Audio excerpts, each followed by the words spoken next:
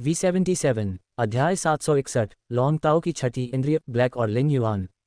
लैन किनकोली परिवार द्वारा पाले जाने वाले परियों में बहुत रुचि थी, विशेषकर जब वे दुर्लभ मंदारिन बत्तख प्रजाति के परी होते थे। चूंकिली परिवार 3 प्रकार के मंदारिन बत्तख प्रजाति के एवियन टाइप फे को छोड़ने की योजना बना रहा था। ऐसा लग रहा था कि वे रेडियंस फेडरेशन में परिवहन के साधनों के रूप में इस्तेमाल किए जा रहे मौजूदा एवियन टाइप फे को बदलने की योजना बना रहे थे। वे जोड़े शैली के एवियन टाइप फे को बढ़ावा देना चाहते थे। हालांकि लैनकिन को अभी भी गंभीर काम निपटाना था। लैनकिन निश्चित रूप से लिन युआन की तुलना में ली जुवान के अधिक करीब थी। वह दशकों से डार्क क्लाउड्स बर्ड श्राइन के साथ काम कर रही थी और उन्होंने मूलतः ली जुवान को बड़ा होते हुए देखा था। उसे लगा कि वह एक अच्छा लड़का है और उसका चरित्र भी अच्छा है। हालांकि उसके चरित्र के अलावा उसका स्वभाव भी कुछ ठीक नहीं था। ली जुवान हमेशा ली परिवार के नाम को प्राथमिकता देता था। वह सीधा और जिद्दी था, जिसके कारण वह दूसरों को आसानी से नाराज कर देता था। यदि लिन युआन ने ली जुवान से कहा कि वह कुछ ऐसा चाहता है जिस पर ली परिवार पहले से ही दावा कर चुका है और ली जुवान ने लिन युआन की स्थिति पर ध्यान नहीं दिया या उसे अनदेखा करना चुना, तो परिणाम विनाशकारी होगा। लैनकिन लिन युआन को अच्छी तरह से नहीं जानती थी, लेकिन वह चंद्र महारानी को जानती थी। यदि लिन युआन और चंद्र महारानी का व्यक्तित्व और स्वभाव एक जैसा होता, तो ली जुवान की ओर से कोई भी गलत कदम उसे दंडित कर सकता था। इस प्रकार लैनकिन ने जल्दबाजी में ली जुवान से कहा, छोटे जुवान, इस भगवान को नमूनों के इस समूह के अंदर स्रोत प्रकार के जीवन रूपों में से एक की आवश्यकता है। स्रोत बीज को अब बाहर निकालना होगा। ली जुवान ने तुरंत अपनी भौहें सिकोड़ लीं। हालांकि उन्होंने तुरंत अपनी आपत्ति नहीं जताई, क्योंकि उन्होंने लैनकिन को उस व्यक्ति को भगवान कहकर संबोधित करते सुना था। उसने लिन युआन को ध्यान से देखा और कुछ ही देर बाद उसकी आंखें चौड़ी हो गईं। ली जुवान को उसके सीने पर सृजन मास्टर की शिखा देखकर आश्चर्य नहीं हुआ, बल्कि उसे इस बात से आश्चर्य हुआ कि लॉन्ग ताओ लिन युआन के पास आया था और अपना हाथ उसकी ओर बढ़ाया था। ली जुवान और लॉन्ग ताओ एक साथ बड़े हुए थे और एक दूसरे को अच्छी तरह से जानते थे। इस तरह ली जुवान को लॉन्ग ताओ के अहंकार के बारे में पता चला। लॉन्ग ताओ रेडियंस 100 सीक्वेंस में सीक्वेंस #3 था, साथ ही असेंडिंग ड्रैगन सिटी में सबसे बड़ा यंग मास्टर भी था।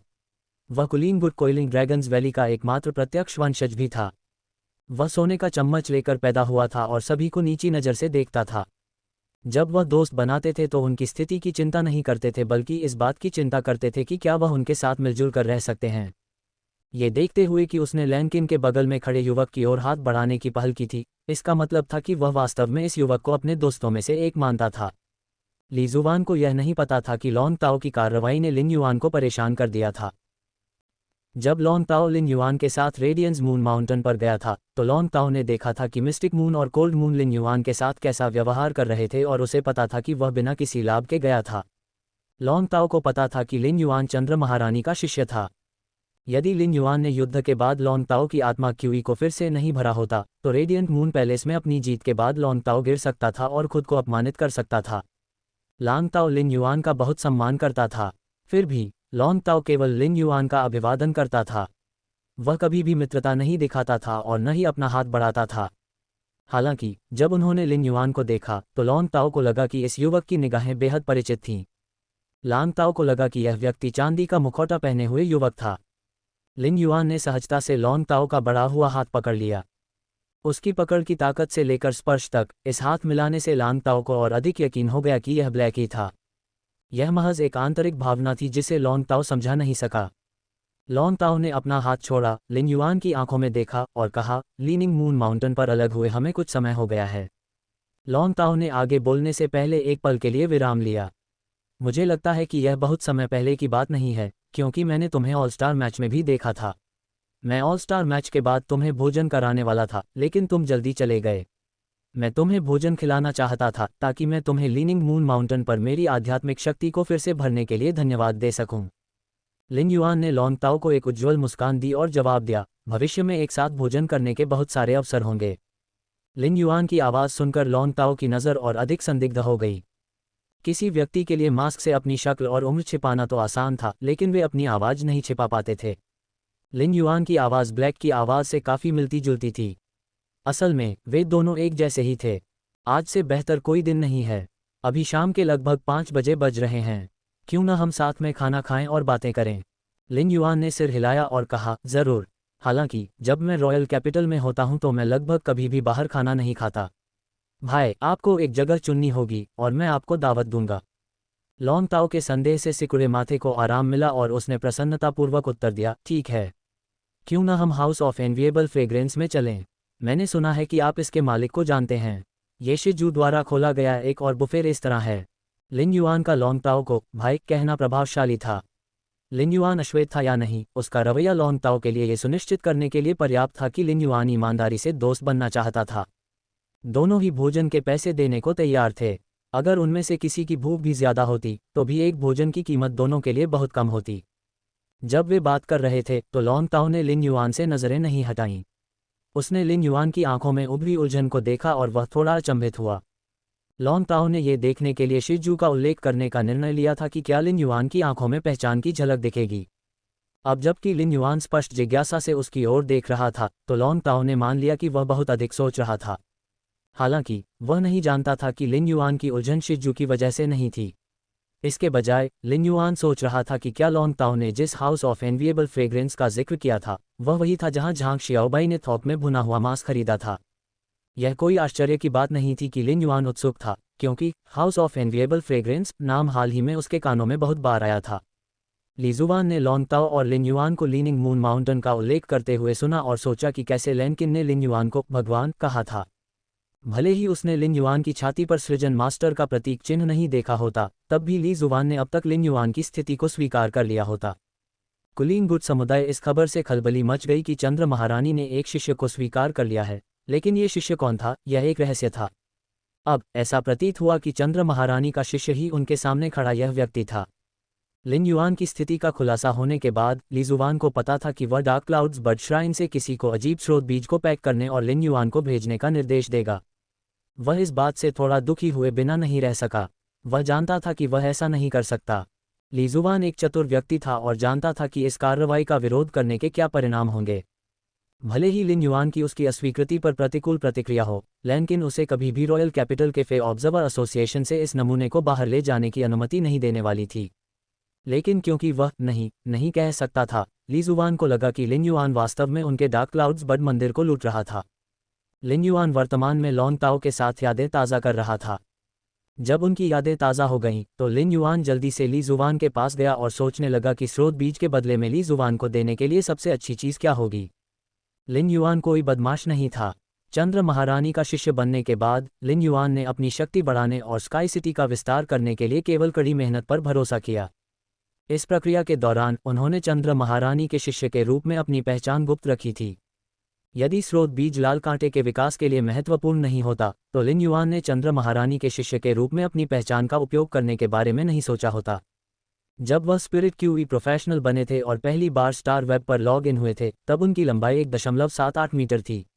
बाद में उनकी लंबाई बढ़कर 1.79 मीटर हो गई। उन्होंने युद्ध के लिए स्टार वेब के सेलेस्टियल स्टेवे में लॉग इन किया था और नए साल के दौरान अपने पहचान पत्र को रिफ्रेश किया था।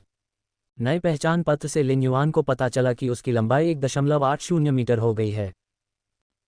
ली शुवान की लंबाई 1.88 मीटर थी और वह स्पष्टतः लिन युआन से ऊंचा था। लेकिन जब उसने लिन युआन को अपनी ओर आते देखा तो ली जुवान दबाव महसूस करने से खुद को रोक नहीं सका। युवक ली जुवान के सामने रुक गया और उसका हाथ कांपने लगा। कुछ ही क्षण बाद युवक के हाथ में एक अजीब पौधा दिखाई दिया। पौधे के ऊपर एक छोटा सा सुनहरा फल उग रहा था। छोटा सुनहरा फल सोने की तरह चमक रहा था और उसके चारों ओर कई गुलाबी रेखाएं थीं, जिससे वह उछलता हुआ और प्यारा लग रहा था। जब लिन युआन ने अजीब सुनहरा पौधा बाहर निकाला तो कक्षा 3 सृजन मास्टर लॉन्ग ताओ और कक्षा 5 फे ऑब्जर्वर मास्टर लैनकिन ने तेजी से सांस ली। ली जुवान न तो एक सृजन मास्टर था और न ही एक फे पर्यवेक्षक था और उसे नहीं पता था कि यह अजीब पौधा क्या था। लिन युआन ने गर्मजोशी और तीखे स्वर में कहा, मैं आपसे पहले से पैक किए गए ढेर से कुछ चुनने के लिए माफ़ी चाहता हूँ, लेकिन स्रोत बीज मेरे लिए वास्तव में महत्वपूर्ण है। यह एक गोल्डन लोट्स ब्रोकेड मोती है जिसे फ्लावर ब्रोकेड मोती से उत्परिवर्तित किया गया था। गोल्डन लोट्स ब्रोकेड पल की पत्तियां फ्लावर ब्रोकेड पल की तुलना में 3 गुना ज़्यादा असरदार होती हैं। इसके अलावा गोल्डन लोट्स ब्रोकेड पल आध्यात्मिक अवयवों के समरूपीकरण में सुधार करके स्पिरिट द्रवों की प्रभावशीलता को बढ़ा सकता है। ये बहुत सौम्य प्रकृति का भी है और इसका उपयोग फ्लावर ब्रोकेड पल सहित अन्य सहायक प्रकार के क्रिएशन मास्टर आध्यात्मिक अवयवों के साथ किया जा सकता है। मैं इस गोल्डन लोट्स ब्रोकेड मोती का उपयोग स्रोत बीज के बदले में करना चाहूँगा। क्या यह आपको स्वीकार्य है? ली जुवान ने तुरंत जवाब दिया, कोई समस्या नहीं। मैं जाकर देखूंगा कि सोर्स सीड अभी किस स्टोरेज बॉक्स में है। लीजुवान हमेशा से बल प्रयोग की अपेक्षा अनुनय विनय को अधिक तरजीह देता था। यदि लिन युआन ने ली जुबान को स्रोत बीज छीनने के लिए मजबूर करने की कोशिश की होती तो ली जुबान अपने गुस्से को दबा लेता, लेकिन हमेशा के लिए द्वेष रखता।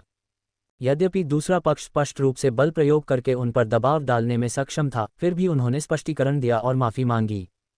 जिस तरह से लिन युआन ने पूछा था कि क्या ये ली जुबान को स्वीकार्य होगा, उससे स्थिति अब और अधिक ऐसी लगने लगी थी कि लिन युआन को उनसे कुछ छीनने की कोशिश करने के बजाय डार्क क्लाउड्स बर्ड श्राइन की मदद की आवश्यकता थी।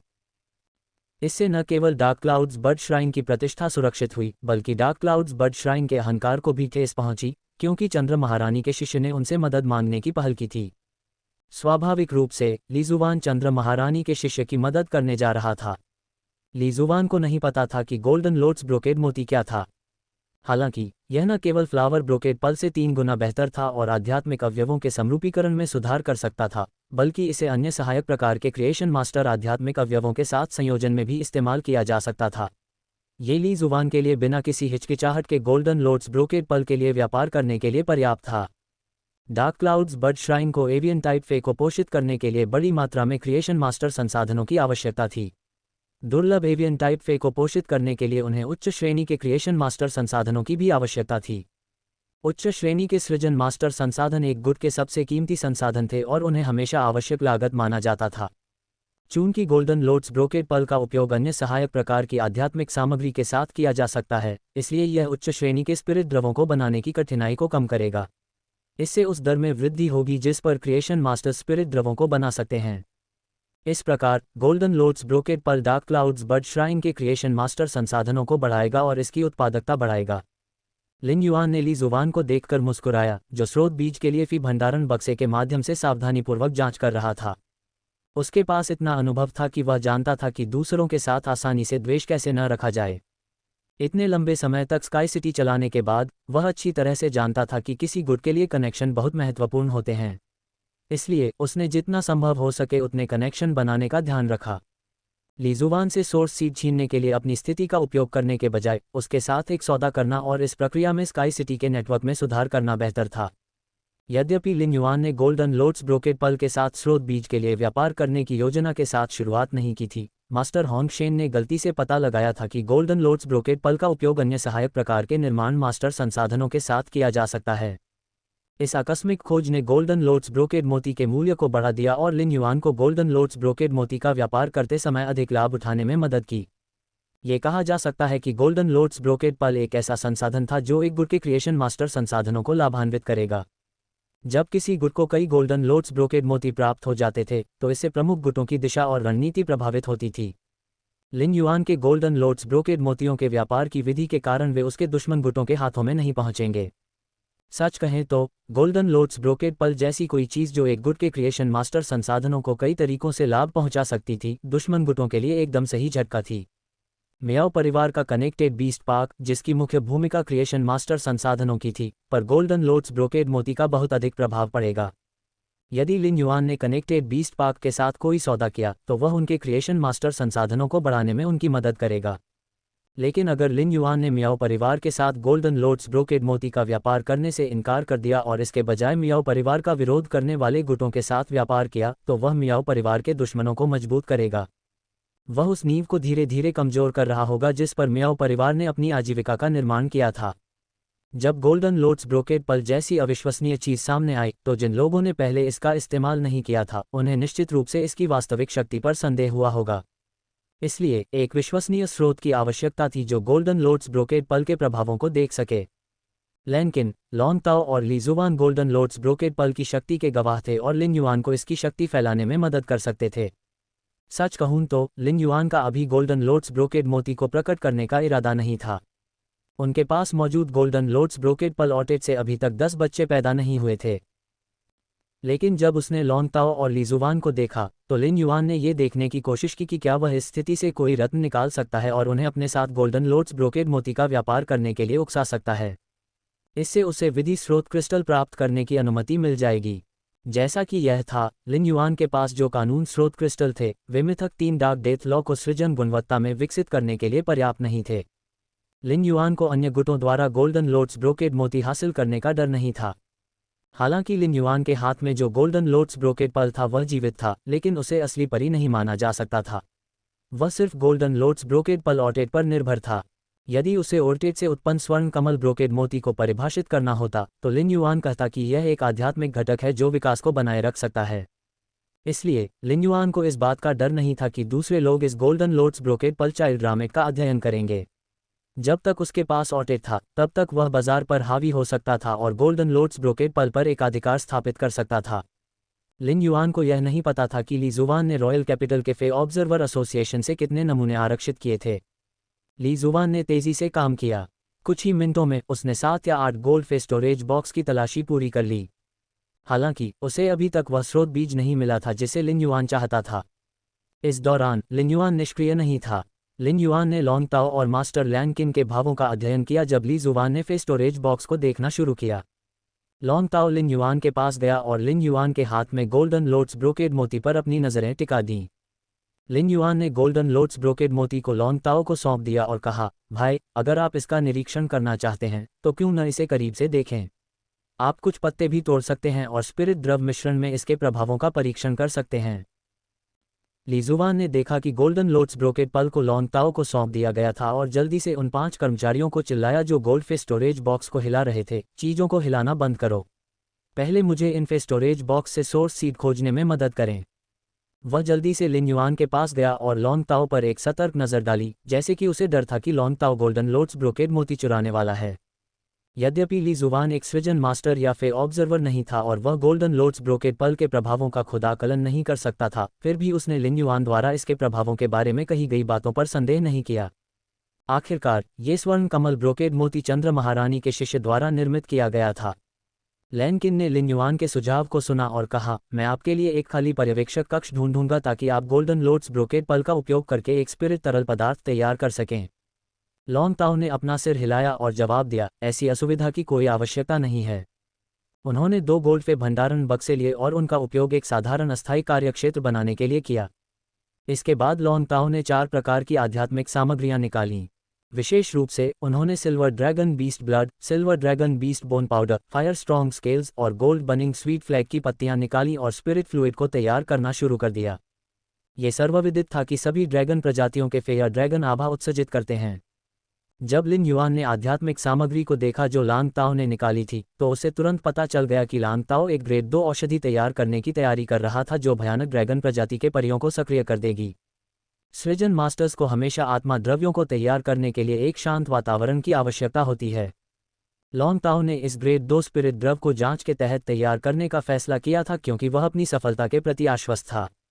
इससे ये भी पता चला कि लॉन्ग ताओ को एक सृजन मास्टर के रूप में अपनी शक्तियों पर कितना भरोसा था। चारों आध्यात्मिक अवयवों को मिश्रित करने के बाद उसने अपना हाथ मिलाया और बैंगनी सुनहरे रंग के चिपचिपे रक्त की एक बूंद निकाली जिसे उसने आत्मिक द्रव में डाल दिया। जब लॉन्ग ताओ ने बैंगनी सुनहरे रक्त की बूंद निकाली तो फे ऑब्जर्वर स्टोर रूम खून की बदबू से भर गया। इसमें रक्त की गंध भी थी जो कि भयानक ड्रैगन प्रजाति के परियों के लिए विशिष्ट थी, जिसमें रक्त की तीव्र दुर्गंध भी थी। जब वह रेडियंस फेडरेशन के कुलीन गुटों के बारे में सीख रहा था तो उसने लॉन्ग ताओ के साथ अपने रिश्ते के कारण लॉन परिवार की कोइलिंग ड्रैगन घाटी पर ध्यान दिया था। उन्होंने पता लगाया था कि कोइलिंग ड्रैगन की घाटी में एक परी रहती थी जिसे नकली कंकाल निर्माण ड्रैगन के नाम से जाना जाता था। तकनीकी रूप से कोइलिंग ड्रैगन्स वैली के क्रिएशन मास्टर संसाधन कनेक्टेड बीस्ट पार्क के संसाधनों से बहुत भिन्न नहीं थे। नकली कंकाल सृजन ड्रैगन की वजह से लॉन परिवार सृजन मास्टर संसाधनों के साथ मियाओ परिवार पर दबाव डाल सकता था। नकली कंकाल निर्मित ड्रैगन को खाते समय खा लिया गया और वह अत्यंत भयावह लग रहा था। इसका शरीर एक बाह्य कंकाल से ढका हुआ था जो नर्म हड्डियों की परतों से ढका हुआ प्रतीत होता था। नकली कंकाल निर्माण ड्रैगन में चाकू घोंपने पर भी 5 किलोग्राम मांस नहीं निकलेगा। लेकिन इतनी सारी हड्डियों का होना नकली कंकाल निर्माण ड्रैगन के लिए कमजोरी नहीं बल्कि एक फायदा था। ऐसा इसलिए था क्योंकि नकली कंकाल सृजन ड्रैगन की हड्डियों में मौजूद बैंगनी सुनहरे अस्थि मज्जा सृजन मास्टर द्वारा स्पिरिट द्रव के निर्माण के लिए आवश्यक समय को बहुत कम करके स्पिरिट द्रव के निर्माण की सफलता दर को बढ़ा सकता था। एक क्षण बाद जब ली जुबान की पलकें तेजी से फड़क रही थीं, लॉन्ग ताओ ने गोल्डन लोट्स ब्रोकेड पल से एक सुनहरा पत्ता तोड़ लिया। वह गोल्डन लोट्स ब्रोकेड पल के पत्ते से रस को सावधानीपूर्वक स्पिरिट द्रव में टपकाने ही वाला था कि उसे एहसास हुआ कि पत्ता पहले ही अपने आप तरल में बदल चुका था। द्रवित सीसा एक चिकना रस जैसा पदार्थ बन गया और स्पिरिट द्रव में गिर गया। लॉन्ग ताओ ने अपनी आध्यात्मिक ऊर्जा का प्रयोग किया और मिश्रण जल्द ही पूरा हो गया। उसने अपने हाथों में तैयार युवा ड्रैगन औषधि को देखा और अपनी भावनाओं को दबाने की कोशिश की।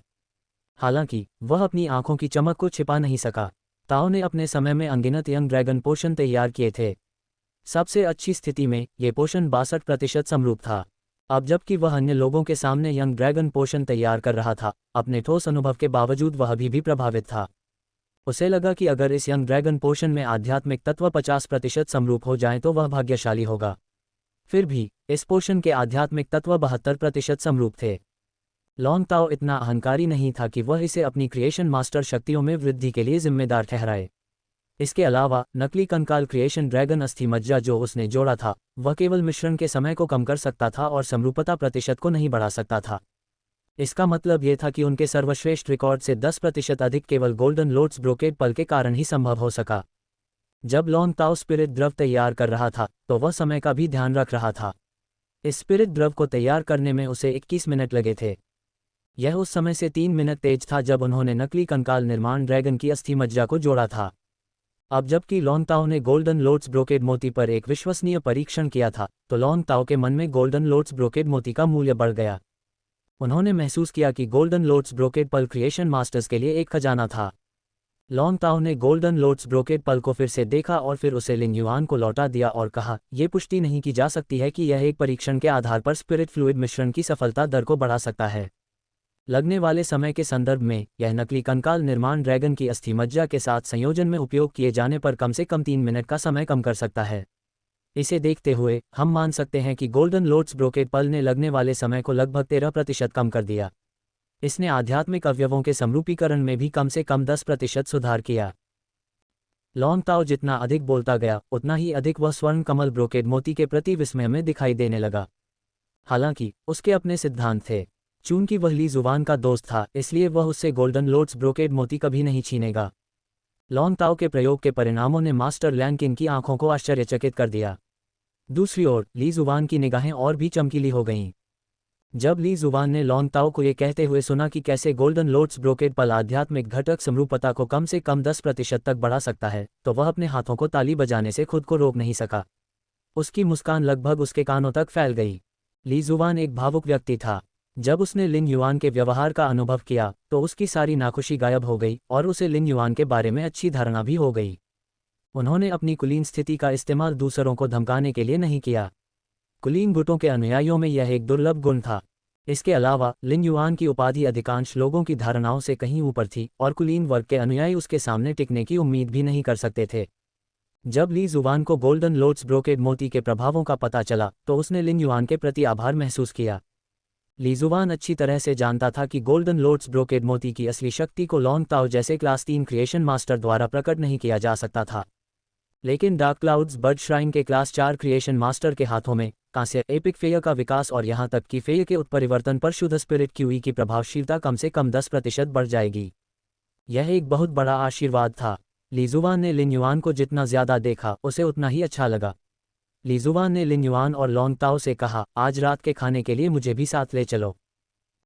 चूंकि वे दोनों रॉयल कैपिटल के फे ऑब्जर्वर एसोसिएशन में एक साथ आए थे, इसलिए लॉन्ग ताओ ने पहले ही ली जुबान को उनके साथ रात्रि भोज पर आमंत्रित करने की योजना बना ली थी। लेकिन अब जब ली जुबान उनके रात्रि भोज में शामिल होने का अनुरोध कर रहा था, तो इसका मतलब था कि वह लॉन्ग ताओ के परिचय के बिना लिन युआन को जानना चाहता था। लॉन्ग ताओ ने कोई जवाब नहीं दिया, लेकिन लिन युआन की ओर देखा। लिन युआन के पास इस पर आपत्ति करने का कोई कारण नहीं था क्योंकि वह भी ली जुबान के साथ संबंध बनाना चाहता था। कोई बात नहीं, मुझे इससे कोई परेशानी नहीं है। हालांकि मुझे नहीं पता कि रॉयल कैपिटल में अच्छा खाना कहाँ मिलता है। हम दोनों को भाई लॉन्ग ताओ के नेतृत्व का पालन करना होगा। लिन युआन ने ली जुबान की ओर हाथ बढ़ाया और कहा, आपसे मिलकर अच्छा लगा। मेरा नाम लिन युआन है। ली जुबान मन ही मन लिन युआन के चरित्र की प्रशंसा कर रहा था। उसने तुरंत मुस्कुराकर लिन युआन के बढ़े हुए हाथ को अपने दोनों हाथों से थाम लिया और कहा, मेरा नाम ली जुबान है। हाँ, चूंकि मैंने खुद को आमंत्रित किया है इसलिए खाने का खर्च मैं ही उठाऊंगा। एक तरफ खड़े कक्षा 5 के बुजुर्ग फे ऑब्जर्वर ने एक लंबा बेल का पौधा उठाया और कहा, यह स्रोत बीज होना चाहिए। जैसे ही उसने बात की, बुजुर्ग व्यक्ति के चेहरे पर एक अजीब अभिव्यक्ति दिखाई दी और उसने लिन युआन के हाथ में गोल्डन लोट्स ब्रोकेड मोती पर एक नज़र डाली। बुजुर्ग व्यक्ति यह समझ नहीं पा रहा था कि लिन युआन गोल्डन लोट्स ब्रोकेड मोती जैसी मूल्यवान वस्तु को स्रोत बीज जैसी वस्तु के लिए क्यों इस्तेमाल करने को तैयार है, जो कि यहाँ एक फीके भंडारण बॉक्स में संग्रहित होने के भी योग्य नहीं है। लिन युआन की आंखें चमक उठी जब उसने बेल का पौधा देखा। उसने जल्दी से बेल के पौधे को एम्बर बटन के आकार के डायमंड फिश स्टोरेज बॉक्स में रख दिया। हालांकि रेड थॉर्न अभी भी स्पिरिट लॉक स्थानिक क्षेत्र में सो रहा था, लेकिन जब उसने सोर्स सीड को महसूस किया तो उसने लालसा का संकेत भेजा। ये लालसा वैसी ही थी जैसी रेड थॉर्न ने दूसरे सोर्स सीड के लिए व्यक्त की थी। जब लिन युआन ने संकेत महसूस किया तो उसने स्पिरिट लॉक स्थानिक क्षेत्र में किए गए अपने अनुमान की पुष्टि की। ऐसा लग रहा था कि आयामी दरार में खोजे गए 3 स्रोत बीज 3 अलग अलग स्रोत प्रकार के जीवन रूप नहीं हो सकते हैं, बल्कि वास्तव में एक इकाई का हिस्सा हो सकते हैं। अब जबकि उसके पास स्रोत बीज था, लिन युआन के दिल में पड़ा बड़ा पत्थर अंततः हट गया। अब उसे बस इतना करना था कि वह रेड थॉर्न को स्रोत बीज खिला दे और रेड थॉर्न के रूपांतरण को पूरा होते देखने का इंतजार करे। स्रोत बीज को हाथ में लेकर लिन युआन ने ली जुबान को गोल्डन लोट्स ब्रोकेड मोती दिया। लिन युआन ने रॉयल कैपिटल के फे ऑब्जर्वर एसोसिएशन में आने का अपना लक्ष्य पूरा कर लिया था। उन्होंने मास्टर लैनकिन की नज़र बदलते हुए देखा और पूछा, मास्टर लैनकिन, क्या आप गोल्डन लोट्स ब्रोकेड पल का अध्ययन करना चाहेंगे? मास्टर लैनकिन ने सिर हिलाया और जवाब दिया, मैं चाहता हूँ। मैं लिटिल जुबान से 2 पत्ते मांगने वाला था, लेकिन पौधे से निकलने के तुरंत बाद पत्तियां तरल हो जाती हैं, इसलिए यह व्यर्थ है। मास्टर लैनकिन ने कुछ समय तक केवल गोल्डन लोट्स ब्रोकेड पल को देखा था, लेकिन मुख्य बिंदुओं को पकड़ने में कामयाब रहे। लिन युआन अन्य गुटों को गोल्डन लोट्स ब्रोकेड पल पर अपना हाथ रखने की अनुमति देने के लिए तैयार था, क्योंकि उसे यकीन था कि इसे आसानी से नहीं सौंपा जाएगा।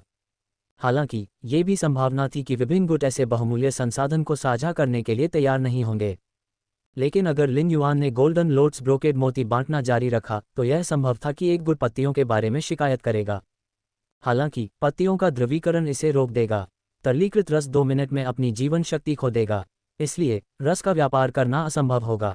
यही कारण था कि लिन युआन दूसरों को गोल्डन लोट्स ब्रोकेड मोती पर अपना हाथ रखने की अनुमति देने के लिए तैयार था। एक ऐसे व्यक्ति के रूप में जिसे 1000 परत वाली योजनाएं पसंद थीं, लिन युआन की योजना में निश्चित रूप से गोल्डन लोट्स ब्रोकेड मोती के आसपास 2 से अधिक परतें थीं। तीसरी परत पहले से ही अस्तित्व में थी, लेकिन उसके लिए एक पूर्व शर्त थी। मास्टर लैनकिन ने उदास देखना जारी रखा। लिन युआन ने अपना हाथ नीचे कर दिया और उसके हाथ में एक नया गोल्डन लोट्स ब्रोकेड मोती दिखाई दिया। लिन युआन की हरकत से वहां मौजूद लोग दंग रह गए, लेकिन लॉन्ग ताओ और ली जुबान जल्द ही संभल गए। लिन युआन ने मास्टर लैनकिन को गोल्डन लोट्स ब्रोकेड मोती सौंपते हुए कहा, मास्टर लैनकिन, मेरे पास अभी भी कुछ गोल्डन लोट्स ब्रोकेड मोती हैं। यदि आप उनका अध्ययन करना चाहते हैं तो आप इसे ले सकते हैं। मास्टर लैनकिन ने जल्दी से उसे दूर कर दिया और कहा, युवा भगवान, आप ऐसा नहीं कर सकते।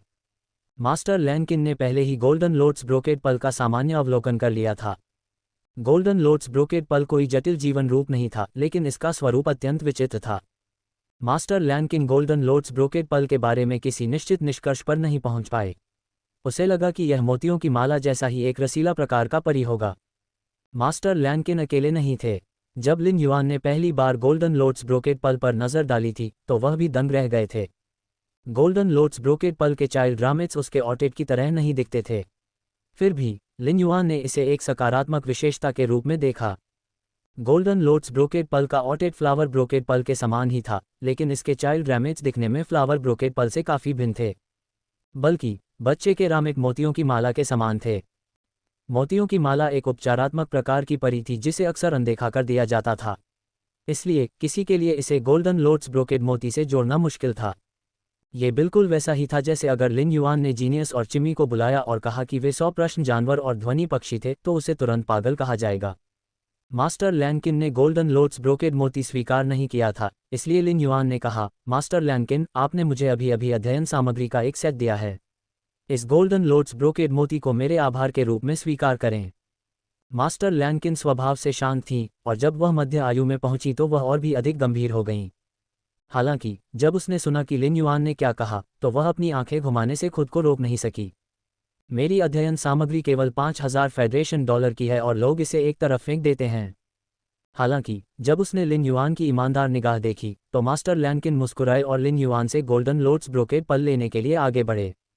मैं 1 महीने तक इस स्वर्ण कमल ब्रोकेड मोती का अध्ययन करूंगा, जिसके बाद आप इसे पुनः प्राप्त कर सकते हैं। लिन युआन ने उसके प्रस्ताव का विरोध नहीं किया, क्योंकि वह जानता था कि अगर उसने ऐसा किया तो वह गोल्डन लोट्स ब्रोकेड मोती अपने साथ नहीं ले जा सकेगी। जरूर, लेकिन आप जो जानकारी दे रहे हैं मैं उसे वापस नहीं करूंगा।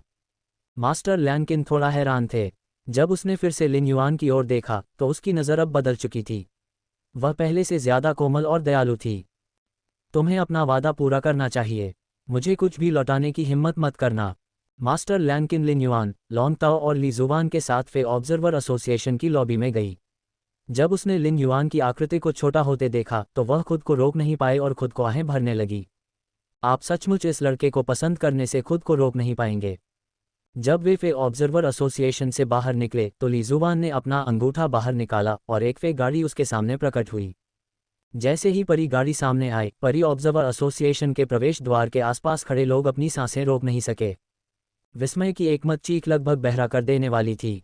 ये पहली बार था जब लिन युआन ने एक फी गाड़ी देखी थी। परी गाड़ी के आगे 6 सुंदर जीवंत पक्षी प्रकार की परियां थीं।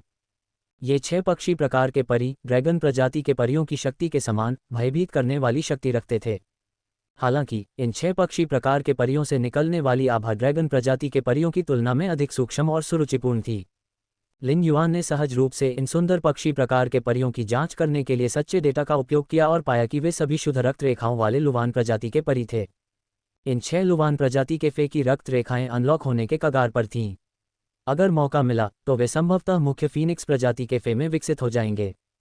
ली जुवान ने आफ्टरग्लो मिस्ट सिनेबार फीनिक्स में से एक को सहलाया और लिन युआन और लॉन्ग ताओ से कहने से पहले उनसे बात की, भाइयों आगे बढ़ो। हम ईर्ष्यापूर्ण खुशबू के घर से बहुत दूर नहीं हैं और यह 6 फीनिक्स आफ्टरग्लो लुवान गाड़ी पर और भी तेज होगा। लॉन्ग ताओ ने ली जुवान की ओर आंखें घुमाईं और लिन युआन से कहा, लिन युआन अगर तुम नहीं होते तो ली जुवान मुझे कभी भी अपनी 6 फीनिक्स आफ्टरग्लो लुवान गाड़ी की सवारी करने की अनुमति नहीं देता। यह उसका बच्चा है। ली जुवान चुपचाप लॉन्ग ताओ की बात की पुष्टि कर रहा था और उसने मजाक में जवाब दिया, बेशक। अगर सिर्फ तुम होते तो मैं 6 फीनिक्स आफ्टरग्लो लुवान कैरिज को नहीं बुलाता। ज्यादा से ज्यादा मैं तुम्हारे लिए एक दिव्य यात्रा ब्लैक स्वेलो का ऑर्डर देता।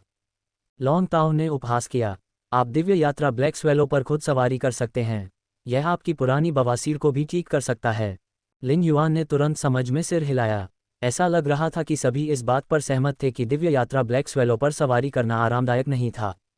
लेकिन लॉन्ग ताओ को कैसे पता चला कि ली जुवान को बवासीर है? लिन युआन उत्सुकता से बच नहीं सका। उन्हें कभी भी परी गाड़ियों में विशेष रुचि नहीं थी, लेकिन जब उन्होंने उस गाड़ी को देखा जिसे 6 आफ्टरग्लो मिस्ट सिनेबार फीनिक्स खींच रहे थे तो उन्होंने निर्णय लिया कि घर लौटने पर उन्हें हुक्वान से परी गाड़ी बनाने के लिए कहना होगा। ये फी गाड़ी बहुत ही शानदार थी। उस क्षण लिन युआन को अंततः समझ में आया कि पुरुषों को कारें क्यों पसंद हैं। गाड़ी के बाहरी भाग की सजावट तथा उसे खींचने वाले 6 परियों ने एक अविश्वसनीय सुंदर चित्र प्रस्तुत किया। जब लिन युआन गाड़ी में चढ़ा तो उसने महसूस किया कि अंदर का हिस्सा बाहर से दिखने वाले से कहीं अधिक विशाल था। 6 फीनिक्स आफ्टरग्लो लुवान गाड़ी के अंदरूनी हिस्से को विभिन्न पक्षी प्रकार के पक्षियों के पंखों से बने कालीन से सजाया गया था और गाड़ी के केंद्र में एक लंबी मेज पर आफ्टरग्लो मिस्ट सिनेबार फीनिक्स के आकार में कई जेड बनावट वाले बर्तन रखे हुए थे। मेज पर कई फल भी रखे थे जिनकी खुशबू गाड़ी के अंदर की हवा में फैल रही थी। गाड़ी के आसमान में उड़ते समय धुंध के साथ मिलकर सुखद खुशबू ने एक आरामदायक माहौल बना दिया। लिन युआन को लगा कि वह एक जादुई भूमि में तैर रहा था जो बाद की चमक से प्रकाशित थी। लॉन्ग ताओ और ली जुवान ने लिन युआन को अचंभित भाव से देखा। ये स्पष्ट था कि वे यह नहीं समझ पा रहे थे कि वे जो कहना चाहते थे उसे कैसे कहें। लॉन्ग ताओ और ली जुवान तुरंत समझ गए कि एक दूसरे क्या सोच रहे थे। एक नया स्रोत प्रकार जीवन रूप। लॉन्ग ताओ ने दोस्ती के नाम पर गोल्डन लोट्स ब्रोकेड मोती को छीनने की कोशिश नहीं की थी, लेकिन अब जब वह जानता था कि लिन युआन के पास अभी भी अधिक गोल्डन लोट्स ब्रोकेड मोती हैं तो उसके लिए एक मोती पाने की पूरी कोशिश करना स्वाभाविक था। यदि कोइलिंग ड्रैगन्स वैली पर्याप्त मात्रा में गोल्डन लोट्स ब्रोकेड मोती प्राप्त कर सके तो लॉन्ग परिवार के पास खुद को एक नए स्तर तक उठाने और समान भूमिका वाले अन्य कुलीन गुटों को हराने में सक्षम होने का एक उच्च मौका होगा। हालांकि लिन युआन 6 फीनिक्स आफ्टरग्लो मिस्ट कैरिज में सजावट और आफ्टरग्लो के दृश्य का आनंद ले रहा था, फिर भी वह सोच रहा था। वह अपनी योजना के तीसरे स्तर की पूर्व आवश्यकता पूरी होने का भी इंतजार कर रहे थे। लिन युआन ने देखा कि लॉन्ग ताओ और ली जुवान दबी हुई उत्सुकता के साथ उसकी ओर देख रहे थे। उसकी उंगली लंबी मेज पर थपथपा रही थी। ऐसा लग रहा था कि उसे बाद में दिन में अच्छी फसल मिलने की उम्मीद है। चूंकि ये 2 शीर्ष गुटों के बीच किया जाने वाला सौदा था, इसलिए संसाधनों का बहुत बड़ा आदान प्रदान होगा। ये लिन युआन के लिए उन दुर्लभ संसाधनों को हासिल करने का एक अच्छा मौका होगा जिनकी उसे कमी थी। लिन युआन और लॉन्ग ताओ के बीच पहले से ही संबंध थे, लेकिन लिन युआन गुटों के बीच समझौते में समझौता करने वाला नहीं था। उसकी दृष्टि में एक हड्डीदार हाथ दिखाई दिया जिसके हाथ में एक लाल लीची थी। उसने तुरंत पहचान लिया कि यह हाथ लॉन्ग ताओ का है। लिन युआन ने लीची ले ली। लॉन्ग ताओ ने अपने लिए एक नाशपाती निकाली और एक निवाला खाने से पहले कहा, हालांकि हाउस ऑफ एनविएबल फ्रेग्रेंस में बुफे है, लेकिन वहाँ ज़्यादा सब्जियाँ नहीं होंगी। ज़्यादातर खाना भुना और तला हुआ होगा। आपको अपना पेट भरने के लिए पहले कुछ फल खाने चाहिए। लॉन्ग ताओ के दिमाग में शीजू और झाओ जियाओचुन आए। शीजू चिपचिपा हो गया था और जब भी उसे मौका मिलता था वह ड्रैगन गेट गिल्ड क्लब चला जाता था। राइन गिल्ड क्लब और ड्रैगन गेट गिल्ड क्लब के सदस्यों को पता था कि शीजू झाओ शियाओचुन को रिझाने के लिए ऐसा कर रही थी। लेकिन यह इस टूर्नामेंट सीजन का उत्तरार्ध था और प्रतियोगिता मिलान अभी तक तय नहीं हुआ था। कोई भी यह नहीं कह सकता था कि ड्रैगन गेट गिल्ड क्लब को राइन गिल्ड क्लब के साथ समूहीकृत किया जाएगा या नहीं। इस दौरान दोनों गिल्ड क्लबों के रिजर्व टीम के सदस्यों की गतिविधियों की भी जांच की जाती थी। मुख्य टीम के सदस्यों की तो बात ही छोड़िए। लॉन्ग ताओ ने कई बार ली आंग से संपर्क किया था, लेकिन ली आंग को कोई परेशानी नहीं हुई। लॉन्ग ताओ को हैरानी इस बात से हुई कि न केवल ली आंग बेफिक्र दिख रहे थे, बल्कि वे लगभग जुनूनी तरीके से साक्षात्कार भी ले रहे थे। वह पहले से ही औसत दिखने वाले व्यक्ति के रूप में पैदा हुआ है और उसकी दाढ़ी अस्त व्यस्त है। वह क्या सोच रहा है? उसके सभी साक्षात्कारों के कारण ड्रैगन गेट गिल्ड क्लब के कप्तान के रूप में मेरे पास शिजू के बारे में अफवाहों को शांत करने के लिए कुछ कार्यक्रमों में भाग लेने के अलावा कोई विकल्प नहीं है। अफवाहों के बारे में सोचकर लॉन्ग ताओ का खून खौल उठा। ड्रैगन गेट गिल्ड क्लब ने अपने सदस्यों को जल्दबाजी में काम करने की अनुमति दी, लेकिन वे एक सुरक्षा जाल भी ढूंढना चाहते थे। यदि शीजू वास्तव में ड्रैगन गेट गिल्ड क्लब में शामिल हो गया तो लॉन्ग ताओ बहुत खुश होगा। दुर्भाग्य से शिजू कभी ड्रैगन गेट गिल्ड क्लब में शामिल नहीं हुआ। वह केवल एक जीवन साथी की तलाश में आया था। इस दौरान शू ने खाना पीना छोड़कर झाओ शियाओचुन के साथ समय बिताना शुरू कर दिया था। लॉन्ग ताओ को पता था कि शिजू ने झाओ शियाओचुन के लाभ के लिए ईर्ष्यापूर्ण सुगंध का घर खोला था, लेकिन मेनू को पूरी तरह से झाओ शियाओचुन के स्वाद के अनुरूप बनाना अतिशयोक्ति जैसा लग रहा था। शिजू सच में एक बेवकूफ़ है। चूंकि तुम्हारे पास झाओ शियाओचुन का पीछा करने की हिम्मत है, इसलिए तुम्हें दिवालिया होना ही चाहिए। हालांकि लॉन्ग ताओ अंदर ही अंदर शीजू और झाओ शियाओचुन से नाराज था, लेकिन उसकी अभिव्यक्ति अपरिवर्तित रही। लिन युआन की पलकें झपकने लगीं जब उसने सुना कि लॉन्ग ताओ ने क्या कहा, और वह यह महसूस करने से खुद को नहीं रोक सका कि हाउस ऑफ एनविएबल फ्रेग्रेंस के मालिक का स्वाद अच्छा था।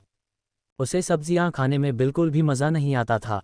जब तक उसके पास खाने के लिए मांस है, वह पूरे साल सब्जियां न खाने में भी कोई दिक्कत नहीं महसूस करेगा। लिन युआन का पसंदीदा भोजन भी तला हुआ भोजन ही था। ली जुवान ने आश्चर्य से देखा जब लॉन्ग ताओ ने लिन युआन को एक लीची दी और फिर अपनी आंखें इतनी पीछे घुमा ली कि वह लगभग उसके सिर के पीछे का हिस्सा देख पाया। उसने मान लिया था कि लॉन्ग ताओ और लिन युआन केवल एक दूसरे को जानते हैं, लेकिन वह नहीं जानता था कि उनका रिश्ता इतना दोस्ताना था। ऐसा भी लग रहा था जैसे वे दोनों पुराने दोस्त हों। वैब लेकिन इससे कोई फर्क नहीं पड़ता कि वे कितने करीब थे। लॉन्ग ताओ ने ली जुवान को पहले कभी लीची नहीं दी थी, जबकि वह भी करीब था। इससे संकेत मिलता है कि लॉन्ग ताओ लिन युआन के साथ गोल्डन लोड्स ब्रोकेड मोती के बारे में बात करने के लिए तैयार था। ली शुवान के पास पहले से ही एक स्वर्ण कमल ब्रोकेड मोती था, लेकिन जब बात स्वर्ण कमल ब्रोकेड मोती जैसी मूल्यवान वस्तु की हो तो उसके जितने अधिक मोती हों उतना ही अच्छा है।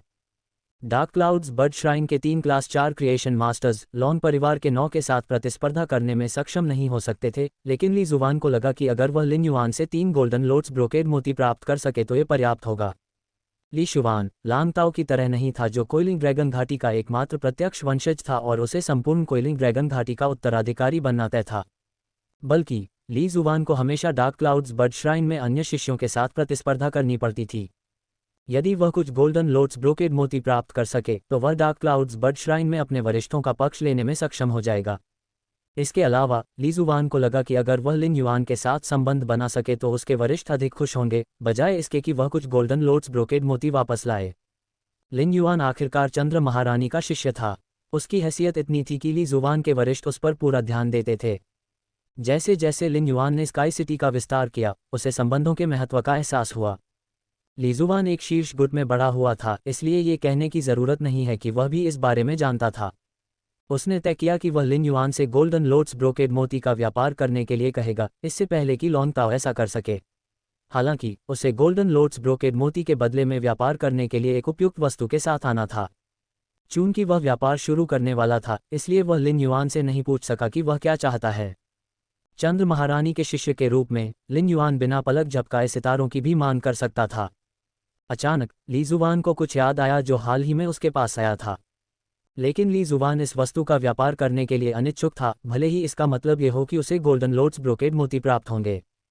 हालांकि गोल्डन लोड्स ब्रोकेड मोती के क्रिएशन मास्टर्स पर प्रभाव और ली परिवार में उनकी भविष्य की स्थिति के बारे में आगे सोचने से ली जुवान को अपने दांत पीसने पड़े। ली जुवान के हाथ में एक हल्का गुलाबी पारदर्शी क्रिस्टल दिखाई दिया। हल्के गुलाबी रंग का क्रिस्टल बुलाए जाने के बाद थोड़ा उछला। उसकी लय एक युवा धड़कते हुए दिल की तरह थी। आध्यात्मिक तत्वों और फे से गुलाबी चमक निकलना दुर्लभ था।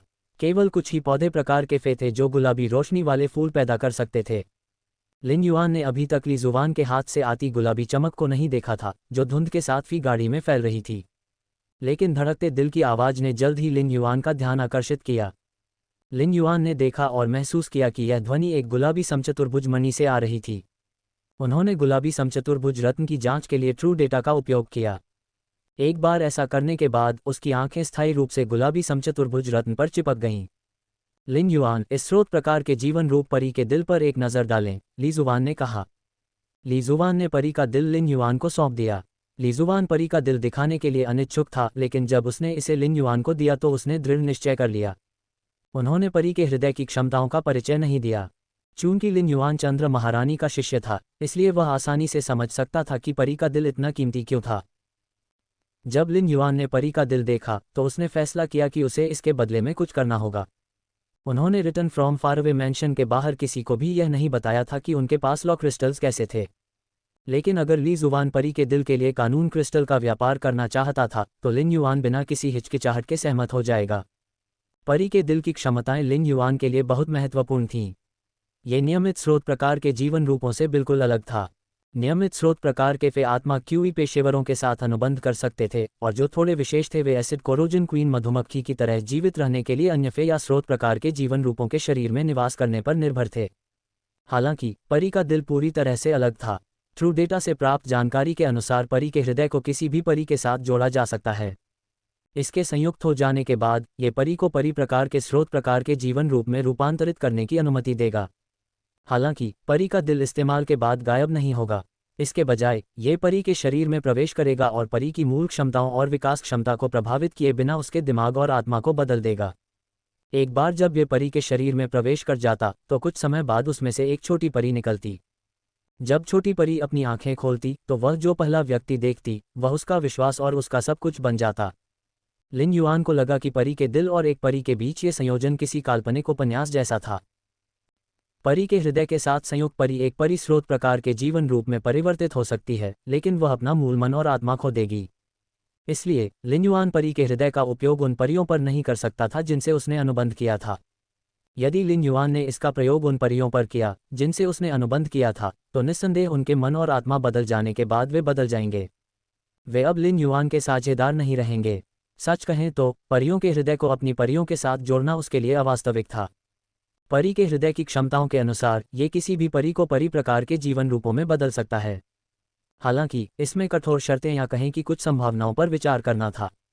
सबसे पहले, परी का हृदय केवल परियों के साथ ही संयोजित हो सकता था, स्रोत प्रकार के जीवन रूपों के साथ नहीं, तथा परी सिल्वर से उच्चतर श्रेणी का नहीं हो सकता था। इसके बाद परी के हृदय की अपनी आध्यात्मिक ऊर्जा और आत्मा मजबूत नहीं थी, और यदि परी बहुत मजबूत स्वभाव की हो तो परी के मन और आत्मा द्वारा इसका खंडन किया जा सकता था। इसका परिणाम ये होगा कि परी और परी के हृदय के मन और आत्माएं एक दूसरे को नष्ट कर देंगी, जिसके परिणामस्वरूप दोनों जीवन रूप नष्ट हो जाएंगे। परी जितनी अधिक चतुर होगी, परी प्रकार के स्रोत प्रकार के जीवन रूप में रूपांतरित होने पर उसकी असफलता की संभावना उतनी ही अधिक होगी। इसलिए प्लांट टाइप फे को चुनना सबसे सुरक्षित लगा, क्योंकि सिल्वर ग्रेड में उनकी आध्यात्मिक ऊर्जा और आत्माएं असाधारण रूप से कमजोर थीं। जब तक फेरीज हॉट को सिल्वर ग्रेड या उससे नीचे के पादप प्रकार के परी के साथ संयोजित किया गया है और वह बाहरी गड़बड़ी से प्रभावित नहीं है, तब तक सफलता की दर 100% होनी चाहिए। इसके अलावा परी के दिल का अपने मालिक को पहचानने का तरीका सरल और सुरक्षित था। यह इससे अधिक सुविधाजनक नहीं हो सकता था। यदि परी का हृदय एक वनस्पति प्रकार के परी को परी प्रकार के परी में रूपांतरित कर सके, तो यह वनस्पति प्रकार के परी को स्वतंत्रता का उपहार देने जैसा होगा। इससे पादप प्रकार के परी की 2 खामियां ठीक हो जाएंगी। परी प्रकार के परी की बुद्धि के साथ पौधे प्रकार का परी एक आत्मा क्यूई पेशेवर के आदेशों को पूरी तरह से पूरा करने में सक्षम होगा। पौधे प्रकार के परी के अंदर से परी प्रकार के जीवन रूप के जन्म के बाद पौधे का अस्तित्व बना रहेगा।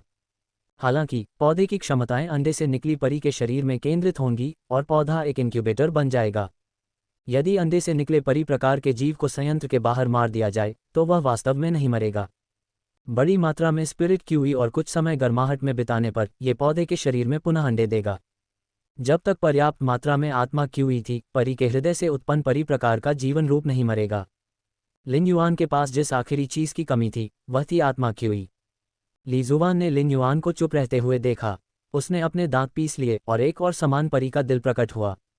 ली जुआन ने परी के दिल को लिन युआन को सौंप दिया और कहा, यह परी का दिल एक क्लास 4 आयामी दरार में पाया गया था। यह एक जोड़ी के रूप में आया था। अगर यह संभव है तो मैं इन परी के दिलों का उपयोग एक गोल्डन लोड्स ब्रोकेड मोती के लिए व्यापार करने के लिए करना चाहूंगा।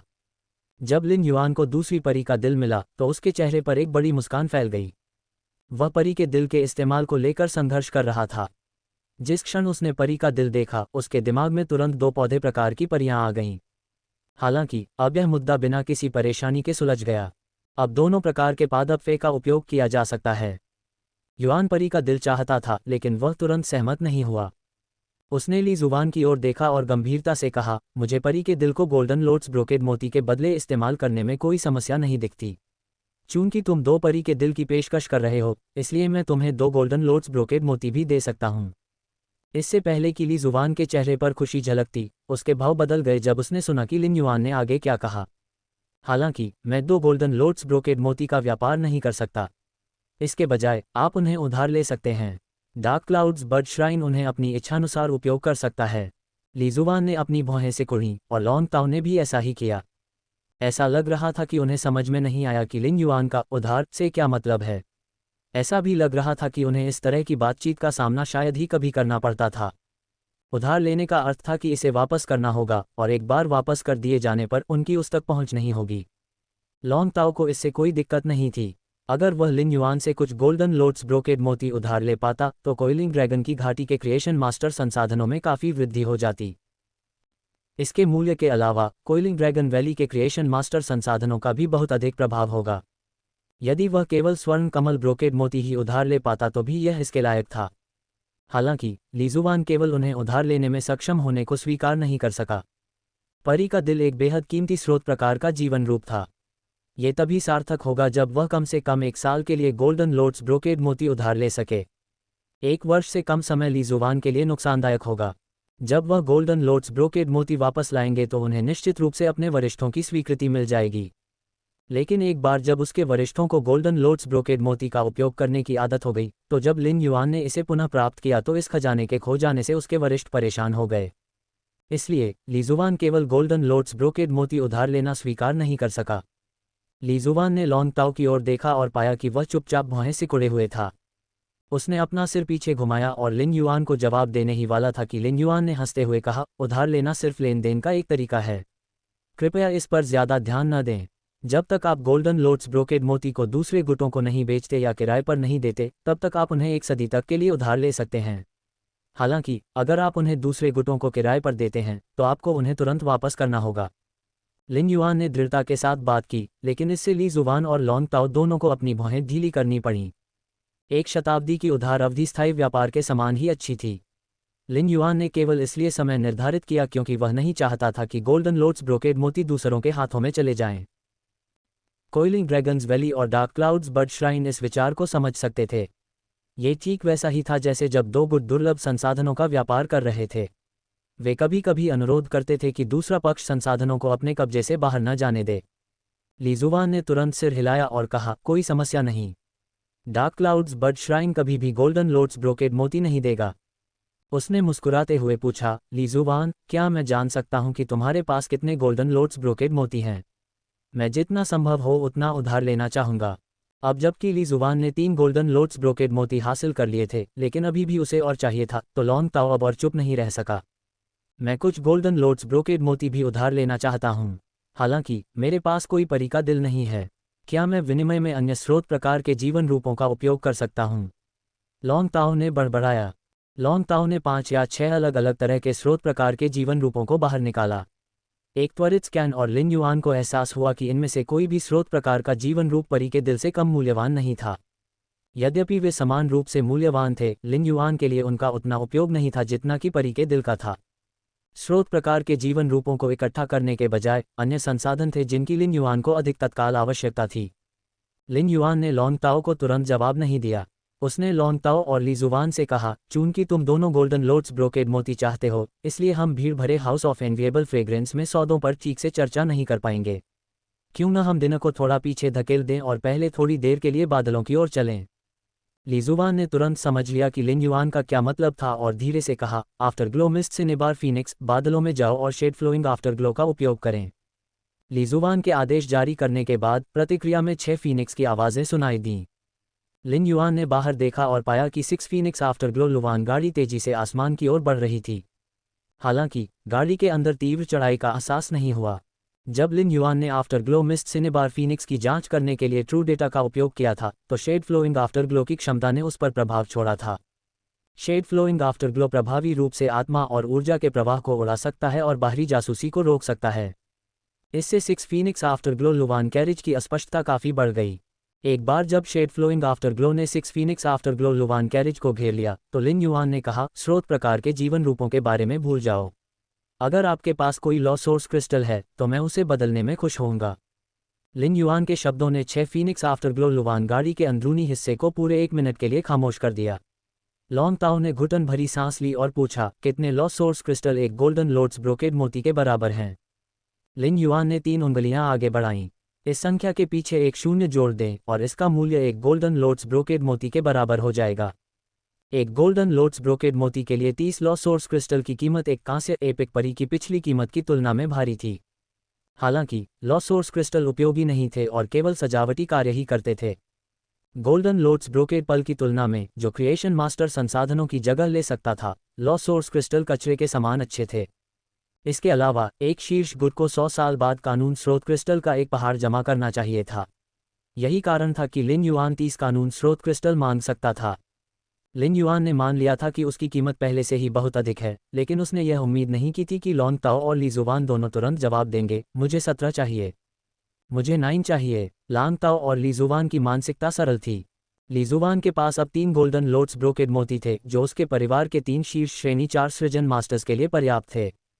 अन्य 9 के साथ अन्य वर्ग 4 क्रिएशन मास्टर्स भी गोल्डन लोड्स ब्रोकेड मोती का उपयोग करने में सक्षम होंगे। लॉन्ग ताओ का भी ऐसा ही विचार था। 17 गोल्डन लोड्स ब्रोकेड मोती उसके परिवार के सभी क्लास 4 क्रिएशन मास्टर्स के उपयोग के लिए पर्याप्त थे। उनके परिवार के पास निश्चित रूप से पर्याप्त मात्रा में लॉ सोर्स क्रिस्टल्स थे और उनके पास इस व्यापार का विरोध करने का कोई कारण नहीं था। लिन युआन के पास 10 गोल्डन लोड्स ब्रोकेड मोती थे और ली जुवान को 3 और मास्टर लैनकिन को 1 देने के बाद उसके पास 6 बचे। हालांकि ली जुवान और लॉन्ग ताओ कुल 26 गोल्डन लोड्स ब्रोकेड मोती का व्यापार करना चाहते थे। मेरे पास अब इतने सारे गोल्डन लोड्स ब्रोकेड मोती नहीं हैं। मेरे पास अभी सिर्फ 6 हैं। अगर आपको बाकी चाहिए तो आपको पहले से ऑर्डर करना होगा। मैं यह नहीं बता सकता कि इसमें कितना समय लगेगा, लेकिन इसमें 8 दिन से ज़्यादा समय नहीं लगेगा। लिन युआन जब बोल रहा था तो वह पहले से ही सोच रहा था। वह 2 परियों के दिलों को गोल्डन लोड्स ब्रोकेड पल ऑटेट के साथ मिलाना चाहता था। जैसे ही उसने पहली परी का हृदय देखा, उसने स्वर्ण कमल ब्रोकेड मोती आभूषण और समुद्री दफन कमल फूल के बीच चयन करने का प्रयास किया। गोल्डन लोड्स ब्रोकेड पल ऑटेट को खुद को मजबूत करने के लिए अपने बच्चे के रामेट्स में पोषक तत्वों को अवशोषित करने की आवश्यकता थी। जब से मास्टर होंग शेन ने बालरामेट का पालन पोषण करना शुरू किया था, तब से उन्होंने अपना सारा समय बालरामेट के विकास को गति देने के लिए स्पिरिट द्रव तैयार करने में बिताया। वह बालरामेट का पालन पोषण करना चाहते थे, इससे पहले कि ऑटेट उनकी ऊर्जा को अवशोषित करने के लिए समय पर प्रतिक्रिया कर सके।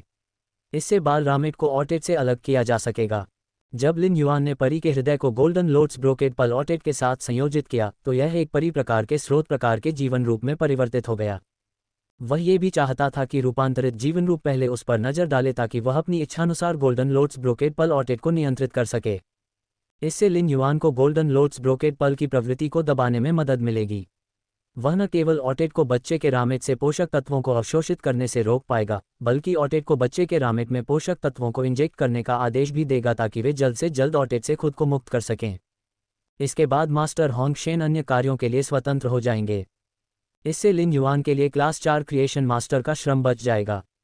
लिन युआन को गोल्डन लोड्स ब्रोकेड पल ऑटेट के पोषक तत्वों की कमी के बारे में चिंता करने की आवश्यकता नहीं है, क्योंकि स्पिरिट लॉक स्थानिक क्षेत्र में शुद्ध स्पिरिट क्यूई पूरी तरह से समाप्त पोषक तत्वों को फिर से भरने में सक्षम होगी। जब गोल्डन लोट्स ब्रोकेड पल ऑटेड परी प्रकार के स्रोत प्रकार के जीवन रूप में परिवर्तित हो गया और उसने बुद्धिमत्ता प्राप्त कर ली, तो लिन युआन को संभवतः नई क्षमताओं की खोज होगी जो गोल्डन लोट्स ब्रोकेड पल ने कभी भी एक पौधे प्रकार के परी के रूप में प्रदर्शित नहीं की थी।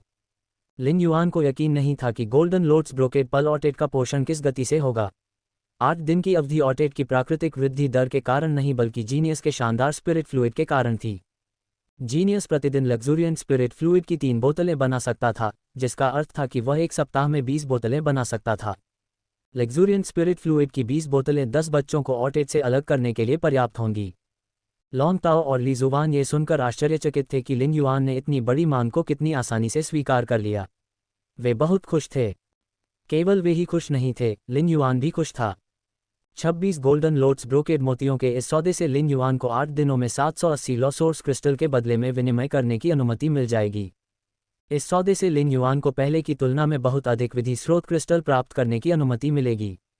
लिन युआन इस बात को लेकर अनिश्चित था कि उसके पास मौजूद लॉ सोर्स क्रिस्टल की मात्रा डार्क डेथ लॉ को मिथक 3 से क्रिएशन आई तक विकसित करने के लिए पर्याप्त होगी या नहीं, लेकिन अब उसे विश्वास हो गया था कि अब उसके पास पर्याप्त है।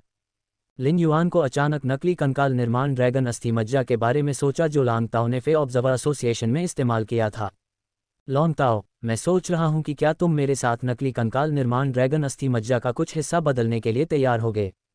लॉन्ग ताओ ने अपना हाथ हिलाया और लिन युआन को एक बड़ी क्रिस्टल बोतल दी जो बैंगनी सुनहरे चिपचिपे तरल पदार्थ से आधी भरी हुई थी। लिन युआन ने क्रिस्टल की बोतल ली और उसका वजन देखकर हैरान रह गया। नकली कंकाल निर्माण ड्रैगन अस्थि मज्जा वास्तव में घना था। नकली कंकाल निर्माण ड्रैगन अस्थि मज्जा की यह बोतल मेरी ओर से आपको उपहार है। अगर आपको और चाहिए तो बस पूछिए, पीछे मत हटिए, लॉन्ग ताओ ने कहा। लॉन्ग ताओ निश्चित रूप से लिन युआन के बारे में और भी अधिक सकारात्मक महसूस कर रहा था। अगर लिन युआन ने उससे नकली कंकाल निर्माण ड्रैगन मांगा होता तो वह मुश्किल स्थिति में पड़ जाता। लॉन्ग ताओ ने देखा था कि गोल्डन लोट्स ब्रोकेड पल कितना अनोखा था जब लिन युआन ने इसे फे ऑब्जर्वर एसोसिएशन में निकाला था। इसे अलग नहीं किया जा सकता था। नकली कंकाल वाला ड्रैगन मादा और नर दोनों था। ये हर दशक में एक अंडा देता था जो 5 साल में फूटता था। इस प्रकार लॉन्ग परिवार हमेशा नकली कंकाल निर्माण ड्रैगन के प्रबंधन पर सख्त था। केवल मुख्य कोइलिंग ड्रैगन की घाटी के सदस्यों को नकली कंकाल निर्माण ड्रैगन को देखने की अनुमति थी। केवल मुख्य सदस्यों को ही नकली कंकाल निर्माण ड्रैगन अस्थि मज्जा निकालने का अधिकार था। हर नकली कंकाल निर्माण ड्रैगन कुछ दसियों मीटर लंबा था। उनकी बड़ी भूख ने उन्हें पोषक तत्वों को जल्दी से अवशोषित करने और नई अस्थि मज्जा का उत्पादन करने की अनुमति दी। इसलिए नकली कंकाल निर्माण ड्रैगन अस्थि मज्जा कितना मूल्यवान था, इसके बावजूद लॉन्ग परिवार ने इसे संजोकर नहीं रखा। यहाँ तक कि कोइलिंग ड्रैगन्स वैली के द्वितीय श्रेणी के क्रिएशन मास्टर भी अपनी इच्छानुसार अस्थि मज्जा का उपयोग कर सकते थे। यही कारण था कि कोइलिंग ड्रैगन्स वैली ने तेजी से विस्तार के बावजूद कनेक्टेड बीस्ट पार्क पर अभी भी अपना कब्जा बनाए रखा था। ये कहा जा सकता है कि नकली कंकाल निर्मित ड्रैगन ही लॉन्ग परिवार की जड़ थी और इसे कभी भी दूसरों के हाथों में नहीं पड़ने दिया जा सकता था। यहाँ तक कि अगर लिन युआन भी ऐसा चाहता था तो भी लॉन्ग ताओ को उसे मना करना ही होगा। हालांकि लिन युआन अपनी सीमा जानता था और उसने केवल नकली कंकाल निर्माण ड्रैगन अस्थि मज्जा के लिए ही पूछा था। लॉन्ग ताओ ने राहत की सांस ली। लिन युआन ने लॉन्ग ताओ के उपहार को अस्वीकार नहीं किया। उसने नकली कंकाल निर्माण ड्रैगन अस्थि मज्जा के साथ क्रिस्टल की बोतल को एम्बर बटन के आकार के डायमंड फिश स्टोरेज बॉक्स में संग्रहित किया। वह नकली कंकाल निर्माण ड्रैगन अस्थि मज्जा खुद के लिए नहीं बल्कि मास्टर होंग शेन और जीनियस के लिए चाहता था। मास्टर होंग शेन और जीनियस ने पारंपरिक क्रिएशन मास्टर विधियों का उपयोग किया और आत्मा तरल पदार्थ के उपयोग के माध्यम से फेयो विकसित किया। गोल्डन लोट्स ब्रोकेड पल की पत्तियों के साथ संयोजन में उपयोग किए जाने पर नकली कंकाल निर्माण ड्रैगन अस्थि मज्जा जीनियस और मास्टर होंग शेन की दक्षता में काफ़ी सुधार कर सकता है। बड़ी क्रिस्टल बोतल में नकली कंकाल निर्माण ड्रैगन अस्थि मज्जा की कम से कम 1000 बूंदें थीं, जो जीनियस और मास्टर होंग शेन के लिए लंबे समय तक उपयोग करने के लिए पर्याप्त थीं। लॉन्ग ताओ के उपहार ने लिन युआन को छुआ। उसने अपना हाथ घुमाया और लिन युआन की छोटी उंगली के नाखून के आकार का एक टूटा हुआ रत्न उसके हाथ में दिखाई दिया। युआन ने छोटा टूटा हुआ मणि लॉन्ग ताओ को दिया और कहा, चूंकि आपने मुझे नकली कंकाल निर्माण ड्रैगन अस्थि मज्जा दिया है, इसलिए मुझे बदले में आपको कुछ देने दें। लॉन्ग ताओ लिन युआन की पेशकश को स्वीकार नहीं करना चाहता था क्योंकि नकली कंकाल निर्माण ड्रैगन अस्थि मज्जा कोइलिंग ड्रैगन की घाटी के लिए मूल्यवान नहीं था। लेकिन जब उसने लिन युआन के हाथ में टूटे हुए रत्न को अच्छी तरह देखा तो वह खुद को नहीं कहने के लिए मजबूर नहीं कर सका। उन्होंने कभी भी यह उम्मीद नहीं की थी कि लिन युआन इस लॉ क्रिस्टल का उत्पादन शुद्ध कानून शक्ति के साथ करेगा क्योंकि ऐसी वस्तु कक्षा 5 निर्माण मास्टर्स की विशेषता थी। हालांकि कोइलिंग ड्रैगन्स वैली में आग क्लास विशेषज्ञ थे, फिर भी उन्हें शुद्ध विधि शक्ति के साथ विधि क्रिस्टल का उत्पादन करने के लिए चंद्र साम्राज्य, शेफ सुप्रीम और बांध सम्राट की मदद लेनी होगी। उन्हें 1 वर्ष पहले ही आवेदन करना होगा और साथ ही भारी भरकम धनराशि का भुगतान भी करना होगा।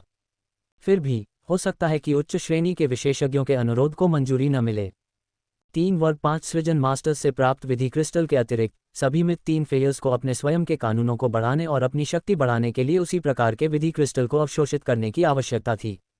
हालांकि भले ही law crystals myth breed fairs के समान ही हों, फिर भी उनके लिए कानून की शक्ति को अवशोषित करना कठिन होगा। उन्हें कानून क्रिस्टलों में कानूनों को संतुलित करने के लिए बहुमूल्य आध्यात्मिक अवयवों की भी आवश्यकता थी ताकि परी कानून को अवशोषित कर सकें। इसके विपरीत शुद्ध कानूनी शक्ति को मिथ ब्रीड फे के लिए अवशोषित करना बहुत आसान था और फे को कानूनों को समझने में सक्षम बनाता था।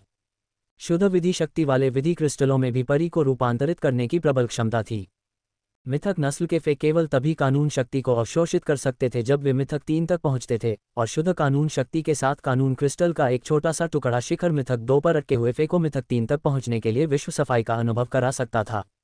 शुद्ध कानून शक्ति के साथ बड़ी संख्या में कानून क्रिस्टल शिखर मिथक 3 पर अटके हुए मिथक नस्ल के फे को और भी अधिक विकसित कर सकते हैं। इससे उनका रूपांतरण पूरा हो जाएगा और परी को सृजन नस्ल में रूपांतरित होने की अनुमति मिल जाएगी। लॉन्ग ताओ के पिता के पास एक परी थी जो वर्षों से मिथक 2 के शीर्ष पर अटकी हुई थी। उनके पिता के परी पर उस समय गुप्त रूप से हमला किया गया था जब वह मिथक नस्ल में विकसित हुआ था और उसकी जड़ों को नुकसान पहुंचाया गया था। भले ही क्रिएशन मास्टर ने इसे ठीक कर दिया था, लेकिन इसके लिए मिथक 2 तक विकसित होना काफी मुश्किल था। जहां तक मिथक 3 तक विकसित होने की बात है तो यह असंभव होगा। पिछले वर्ष उनके पिता ने उनके दादा से विनती की थी कि वे आगे आएं और बांध सम्राट से कहें कि वे शुद्ध विधि शक्ति से युक्त एक विधि क्रिस्टल विकसित करें। दुर्भाग्यवश 1 वर्ष की प्रतीक्षा अवधि समाप्त हो गई और बांध सम्राट ने उन्हें अस्वीकार कर दिया। जाहिर है बांध सम्राट पर दुर्भाग्य का दाग था और वह कानून क्रिस्टलों के पोषण में मदद नहीं कर सकता था। इस प्रकार लॉन्ग ताओ के पिता का मनोबल गिर गया था। अपने बेटे के रूप में लॉन्ग ताओ अपने पिता को इतना उदास नहीं देखना चाहता था। इसके अलावा लॉन्ग ताओ अपने पिता के परी के साथ बहुत करीब था। जब वह छोटा था तो वह अक्सर उसके साथ खेलता था और वह उसके असली चाचा जितना ही अच्छा था। स्वाभाविक रूप से लॉन्ग ताओ चाहता था कि उसके पिता का परी मिथक 3 तक पहुंच जाए। अब जबकि लिन युआन ने उसे एक छोटा सा लॉ क्रिस्टल दे दिया था तो यह फे के लिए खाई पार करने के लिए पर्याप्त था। जब लॉन्ग ताओ ने लिन युआन से लॉ क्रिस्टल प्राप्त किया तो वह खड़ा हुआ और उसने गहराई से झुककर कहा, मैं इस लॉ क्रिस्टल को स्वीकार करूंगा। मैं इसके लिए अपना गहरा आभार व्यक्त नहीं करूंगा, लेकिन अगर भविष्य में आपको किसी चीज की आवश्यकता हो तो बेझिझक पूछें। लिन युआन लॉन्ग ताओ की तीव्र कृतज्ञता से अचंभित रह गया। उसे तुरंत एहसास हुआ कि उसने लॉन्ग ताओ को जो लॉ क्रिस्टल दिया था वह लॉन्ग ताओ के लिए बहुत मददगार था। हालांकि लिन युआन को यह नहीं पता था कि उसने किस तरह से लॉन्ग ताओ की मदद की थी। वह इस विधि क्रिस्टल को इतनी खुलेआम प्रदर्शित करने में सक्षम था क्योंकि वह चंद्र महारानी का शिष्य था, जिससे उसका यह इशारा अनुचित नहीं लगता था। ऐसा इसलिए भी था क्योंकि वह लॉन्ग ताओ और ली जुवान को सूक्ष्मता से संकेत दे रहा था। लिन युआन गोल्डन लोड्स ब्रोकेड मोती का उपयोग 780 लॉ सोर्स क्रिस्टल के बदले में कर सकता था, जो कि वह संसाधन था जिसकी उसे सबसे अधिक आवश्यकता थी। लिन युआन लॉन्ग ताओ और ली जुवान के साथ लॉ क्रिस्टल के टुकड़ों के साथ साथ संपूर्ण लॉ क्रिस्टल का भी आदान प्रदान करना चाहता था। खजाने को हासिल करने के लिए उसे कुछ कम मूल्यवान वस्तु का उपयोग करने की आवश्यकता होगी और शुद्ध कानूनी शक्ति वाले लॉ क्रिस्टल एक अच्छा रास्ता था। लिन युआन ने अभी लॉ सोर्स क्रिस्टल्स में हेरफेर करके लॉन्ग ताओ को उपोत्पाद दिया था। यदि इससे लिन युआन को आवश्यक संसाधन प्राप्त हो सके तो वह संभवतः गार्डले बैंक्वेट से पहले मिथक 3 से लेकर मिथक 3 के शिखर तक अंतहीन ग्रीष्मकाल को विकसित करने में सक्षम हो सकेगा। इससे एंडलेस समर को विश्व निर्माण के परीक्षण से गुजरने और क्रिएशन ब्रीड बनने में मदद मिलेगी। संसाधन की बहुमूल्य प्रकृति को देखते हुए लिन युआन इतनी आसानी से लॉ क्रिस्टल व्यापार को आगे नहीं बढ़ा सकता था। उसे बातचीत शुरू करने के लिए दूसरे पक्ष की जरूरत थी। लिन युआन भी शुद्ध कानूनी शक्ति वाले कानून क्रिस्टल को दूसरों के हाथों में पड़ने की अनुमति नहीं देगा। इस तरह की उपयोगी चीज का उपयोग केवल उसके करीबी लोगों द्वारा ही किया जा सकता है, जैसे कि कांस्य लीजेंड फेस। जब लॉन्ग ताओ ने शुद्ध विधि शक्ति वाले विधि क्रिस्टल को देखा तो वह उत्साह से अभिभूत हो गया, जबकि ली जुवान की आंखें काफी चौड़ी हो गईं। अपने परिवार की स्थिति के बारे में सोचते ही ली जुवान की आंखों में खुशी के साथ साथ संकल्प की झलक दिखाई दी। Dark clouds bird shrine coiling dragons valley से अलग था क्योंकि डार्क क्लाउड्स बर्ड श्राइन पिछले 70 वर्षों में ही शीर्ष गुट बन पाया था। उनमें अभी भी वह ठोस आधार नहीं था जो कोइलिंग ड्रैगन्स वैली में था। अपने शुरुआती दिनों में डार्क क्लाउड्स बर्ड श्राइन ने खुद को आगे बढ़ाने के लिए कोइलिंग ड्रैगन्स वैली पर भरोसा किया था। यद्यपि ली परिवार ने हाल के वर्षों में अनेक एवियन प्रकार के परियों के बाजार पर 50% से अधिक का प्रभुत्व स्थापित कर लिया था, फिर भी उनके पास मून एम्प्रेस, शेफ सुप्रीम और बैम्बू मोनार्क से उनके लिए लॉ क्रिस्टल बनाने का अनुरोध करने का अधिकार नहीं था। ली जुवान को लिन युआन के साथ आपूर्ति श्रृंखला बनाने के लिए उसके साथ कई कानून स्रोत क्रिस्टल का व्यापार करने की आवश्यकता नहीं थी। डार्क क्लाउड्स बर्ड श्राइन में उनका पद जल्द ही उनके कुछ वरिष्ठों से भी ऊंचा हो गया। लिन युआन, ली जुवान और लॉन्ग ताओ ने बादलों के ऊपर 6 फीनिक्स आफ्टरग्लो लुवान कैरिज में वह सब चर्चा की थी जो वे चर्चा करना चाहते थे। भोजन के दौरान उन्होंने केवल अनौपचारिक और खुशनुमा बातचीत की। हालांकि लिन युआन अक्सर शराब नहीं पीता था, फिर भी उसने एक कप बाकी 2 लोगों के साथ साझा किया।